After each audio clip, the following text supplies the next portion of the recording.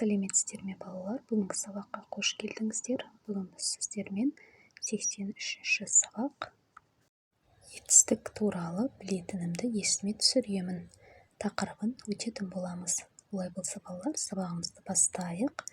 Бірінші тапсырма: мәтінді мұқият тыңда. Атамның кабинетінде үлкен портрет ілулі тұратын.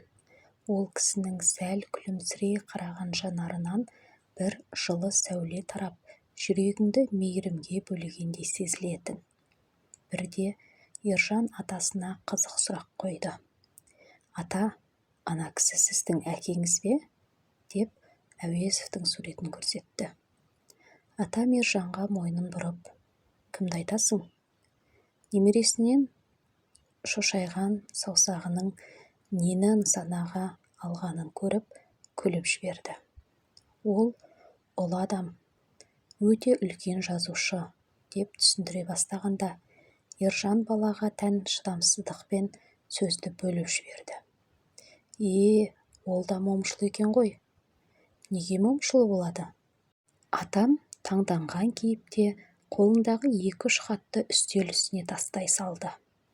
«Ешқандай момышыл емес, ол Мұхтар Әуезов», деді.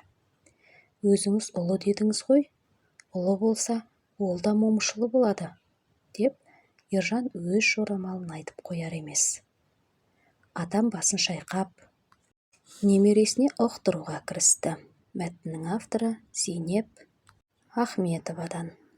Балалар, мәтін кім, не туралы? Мұхтар Әуезов туралы, атасы мен немересі туралы, үлкен портрет туралы, ұлы сөзінің беретін мағынасы туралы. Балалар, дұрыс айтасыздар, мәтін Мұхтар Әуезов және ұлы сөзінің беретін мағынасы туралы екен. Атасы ұлы сөзінің мағынасын қалай түсіндірді деп ойлайсың? Атасы баласына ұлы сөзінің мағынасын көп адам білетін, көп адам ол кісіні қадірлейтін, сыйлы, ақылды, дана, білімді адамды айтады деп түсіндірді деп ойлаймын. Олай болса балалар, келесі тапсырмаға көшейік. Төмендегі қай пікір ақиқат екенін мәтін бойынша тексер. Кіреберісте атамның портреті ілулі тұратын. Бұл жалған пікір, балалар, себебі кіреберісте Мұхтар Әуезовтың портреті ілулі тұратын. Атасы немересіне ұлы сөзінің мағынасын түсіндірді. Бұл жалған пікір, балалар. Атасы немересіне ұлы сөзінің мағынасын түсіндірген жоқ. Себебі енді түсіндіре берген кезде Ержан атасының сөзін бөліп жіберді, балалар. Үшінші сұрақ: Ержанның жорамалы бойынша портреттегі кісі момышылы. Бұл ақиқат пікір, балалар. Себебі мәтінде ол портреттегі ілулі тұрған кісіні момышылы деп жорамалдады. Ұлы деп қандай адамды айтады? Сұраққа жауап бер. Жаз. Етістікке сұрақ қойып, астын сыз. Ұлы деп ұлық, данышпан, данагөй, білімді, ақылды, оқымысты, ойшыл адамды айтамыз, балалар. Енді етістіктің астын тауып сызайық. Етістік бізде не істеді деген сұраққа жауап беретін айтады сөзі болады, іс-қимылды білдіріп етістік болады. Оларды қандай қасиеттері атақты етті, тиісті белгімен белгіле. Мұхтар Әуезовті білімділігі және мейірімділігі атақты етті, ал Бауыржан Момышұлын қаталдығы және ақылдылығы атақты етті.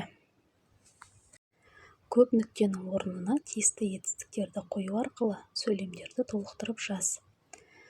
Балалар, бұл жерде бізде көп нүктенің орнына етістіктер берілген. Енді бізде керекті сөздер баяндалады. Жазды деген сөздер болу керек. Мұхтар Әуезов Абай жолы романын жазды. Онда Абайдың бүкіл өмір жолы баяндалды. Енді балалар, сөйлемді етістіксіз айтып көр дейді. Етістікке не үшін керек екенін табуымыз керек. Мысалы, бірінші сөзде қараңыздар: Мұхтар Әуезов Абай жолы романын. Екінші сөйлемде онда Абайдың бүкіл өмір жолы. яғни бізге етістік балалар міндетті түрде керек екен, иә. Бұл жерде біз сөйлемді етістіксіз оқып көріп едік, ешқандай мән мағына болған жоқ, иә.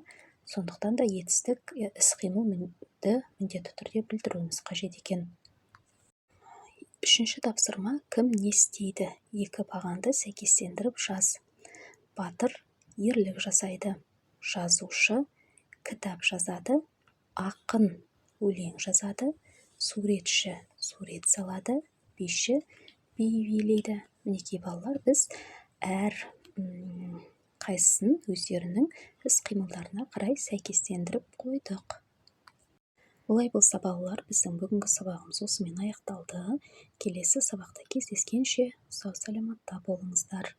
Каналға тіркелмеген болсаңыздар, тіркеліп, бүгінгі сабақ ұнаса лайк басып, сұрақтарыңыз болса комментарий бөліміне жаза өтіңіздер. Міндетті түрде жауап қайтаратын боламыз. Олай болса балалар, келесі сабақта кездескенше сау саламатта болыңыздар.